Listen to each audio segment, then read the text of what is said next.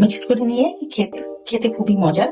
আর এই ঠান্ডা ঠান্ডা ডেজার্টটা কার না ভালো লাগে। আসসালামু আলাইকুম ভিউয়ার্স, আমি যে খুব মজার এবং সুস্বাদু একটা রেসিপি করে দেখিয়ে দেবো, আর সেটা হচ্ছে হলো ম্যাঙ্গো আর সাবুদানা দিয়ে। আমি এখানে বেশ কিছু পরিমাণে কিন্তু সাবুদ নিয়েছি, প্রায় 4-5 জন খাওয়া যাবে সেই পরিমাণে। আর আমি সাবুটা একটা ফুটন্ত গরম পানির মধ্যে নিয়ে নিয়েছি। আর এই সাবুটা যতটা সময় ভালো করে না ফুটবে ততটা সময় আমি জাল করে নেব। দেখেন অলরেডি কিন্তু আমি সাবুটা কিন্তু একদম ফুটন্ত টকবক পানির মধ্যে নিয়ে নিয়েছি। তো আমরা তত সময় পর্যন্ত একটু অপেক্ষা করি। ভিউয়ার্স দেখেন সাবুদানা গুলো কত বড় বড় হয়ে গিয়েছে। আরো প্রায় 4-5 মিনিট আমি সাবুদানাকে ফুটিয়ে নেব। যখন একদম সাবুদানাটা পানি পানি কালার হয়ে যাবে ঠিক তখনই আমি নামিয়ে নিব। তো ভিউয়ার্স সাবুদানাটা কিন্তু হয়ে গিয়েছে, এই দেখেন একদম গ্লাসের মতো দেখা যাচ্ছে।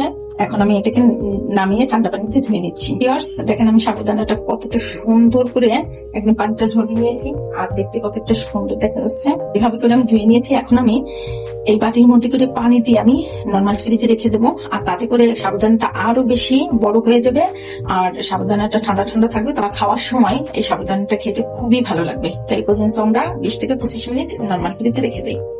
তো ভিউয়ার্স দেখেন আমার সাবাগুলো কতটা সুন্দর হয়ে গিয়েছে আর কত বড় বড় হয়ে গিয়েছে।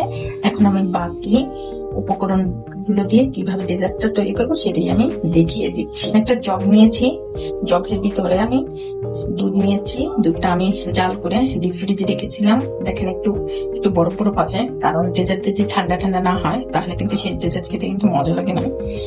আমি এখানে কিছু আম কেটে নিয়েছি, আমগুলোকে আমি একসঙ্গে দিয়ে দিব দুধের ভিতরে, কারণ এটা আমি ব্লেন্ড করে নেব।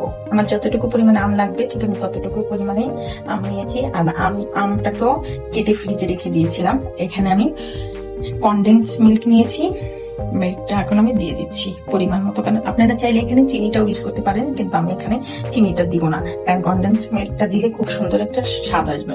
পরিমাণ মতো আমি একটু লবণ দিয়ে নিচ্ছি, কারণ মিষ্টি জাতীয় জিনিস লবণ না হলে কিন্তু তার কোনো স্বাদ আসে না। তো আমার সবকিছু দেওয়া হয়ে গেছে, আমি আর একটু কনডেন্স মিল্ক দিয়ে দিচ্ছি। ব্যাস, আমার আর কিছু লাগবে না। এখন আমি এটাকে ব্লেন্ড করে নিয়ে নিচ্ছি। আমি এখন হ্যান্ড ব্লেন্ডার দিয়ে ব্লেন্ড করে নিচ্ছি। তো ভিউয়ার্স দেখেন আমার ব্লেন্ড হয়ে গেছে। এখন আমি পরিবেশন করে দেখিয়ে দিচ্ছি। এখানে 4টে গ্লাস নিয়েছি, আর গ্লাসের ভিতরে সাবুদানাগুলোকে সুন্দর করে সেট করে দিচ্ছি। তো ভিউয়ার্স আমার সাবুদানাগুলো দেওয়া হয়ে গেছে। এখন আমি যে পেস্টটা এখন দিয়ে দিচ্ছি প্রত্যেকটা গ্লাসের ভিতরে।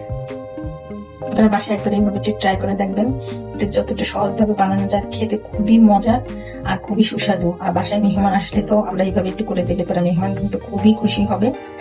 আর আপনারা যদি আমার চ্যানেলে নতুন হয়ে থাকেন প্লিজ আমাকে লাইক কমেন্ট শেয়ার করবেন, আর কমেন্টস করে জানিয়ে দেবেন আমার রেসিপিগুলো আপনাদের কাছে কেমন লাগে। আবার কিছু সাবুদানা উপর দিয়ে দিচ্ছি। এরপরে সবগুলো গ্লাসে আমি সাবুদানা দিয়ে দিব। এর উপরে আমি কিছু পরিমাণে দুধ দিয়ে দিচ্ছি। আমি কিউব করে কেটে রাখা ম্যাঙ্গোগুলো দিয়ে দিচ্ছি।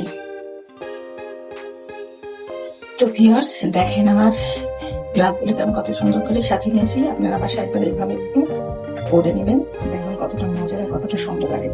আমি একটা চামচ দিয়ে দেখিয়ে দিচ্ছি এটা কতটা সুন্দর। আর যখন আপনারা পরিবেশন করবেন, আর পরিবেশনের সঙ্গে একটা চামচ দিয়ে দিবেন, মিক্স করে নিয়ে খেতে খুবই মজার। আর এই ঠান্ডা ঠান্ডা ডেজার্টটা কার না ভালো লাগে। তো এই পর্যন্ত আপনারা সবাই ভালো থাকবেন, সুস্থ থাকবেন। নতুন নতুন কোনো রেসিপি নিয়ে আবার সামনে হাজির হবো। আল্লাহ হাফেজ।